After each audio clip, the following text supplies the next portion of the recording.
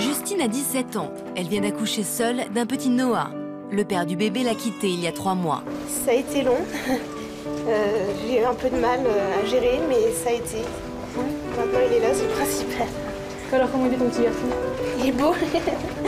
Il est beau, il est grand et je suis trop heureuse. On n'est pas le trésor.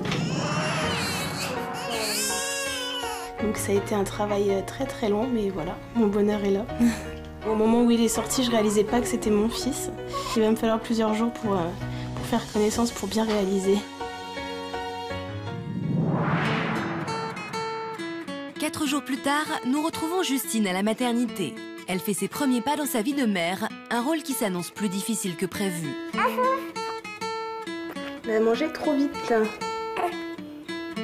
Les premiers jours ont été très difficiles. Je me dis que c'est jeune, c'est sûr. Et donc du coup, ça fait un changement quand même brutal. Il faut s'habituer. Sortie de la maternité, Justine rentre à la maison, elle vit chez son père. C'est là-bas qu'elle compte élever son fils. Juju, moi j'y connais plus rien, je trouve pas qu'il est trop allongé après avoir bu le biberon. C'est pas comme ça qu'il va faire son rôle. Mais c'est ce que je lui ai fait faire déjà. Parce que pour le rôle, il faut qu'il soit redressé, hein, Juju. Oui, non mais je sais. Le père de Justine a souhaité témoigner anonymement. Il est contre cette grossesse depuis le début.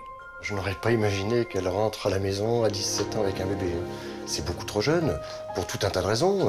Une question de maturité, je pense qu'elle va pas profiter de la vie. Elle va être face à ses responsabilités beaucoup trop tôt, à mon sens. Je suis un peu prise au dépourvu. C'est vrai qu'on appréhende toujours les premières fois, c'est pas toujours évident. Et Justine n'est pas au bout de ses surprises.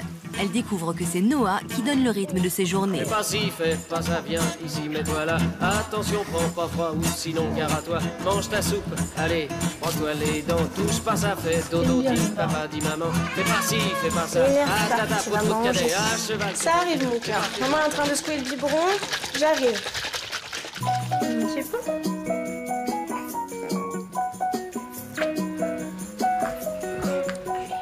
Noah s'est enfin endormi. Il est 16 h, Justine réalise qu'elle n'a même pas eu le temps de manger.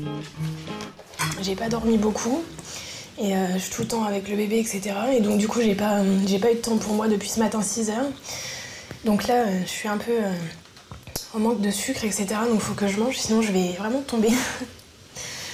C'est là que je réalise que j'ai vraiment pas de temps pour moi, quoi. C'est pas évident, quoi, maintenant qu'il est là, même si je réalise pas trop encore. Je me dis que ça sera plus jamais pareil. Justine a dû aménager un petit coin pour son fils dans sa propre chambre d'enfance. Après l'accouchement, elle pensait emménager avec le père du bébé. Il devait commencer une vraie vie de famille.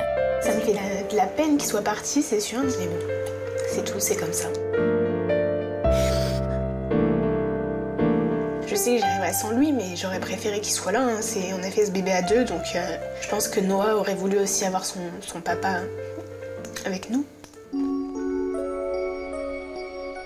Moi, pour moi, je voyais vraiment l'avenir à 3, quoi. Donc pour moi, c'était vraiment un bébé qui allait combler notre bonheur et on allait vraiment faire la petite famille.